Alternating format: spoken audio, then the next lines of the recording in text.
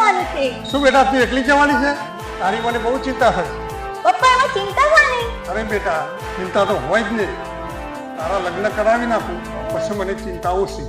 અને હા બેટા તારા ધ્યાનમાં કોઈ છોકરો સારો હોય તો મને કે હું એના સાથે લગ્ન કરાવી દઉં. અરે હા પપ્પા, હજી તો હું નાની છું, હજી ક્યાં મારી લગ્ન કરવાની ઉંમર થઈ છે. અને કોઈ છોકરો ધ્યાનમાં હશે તો હું તમને કહી દઈશ. અને હા પપ્પા, મને કોઈ છોકરો ગમશે તો હું એની સાથે લગ્ન કરી દઈશ. સારું બેટા જા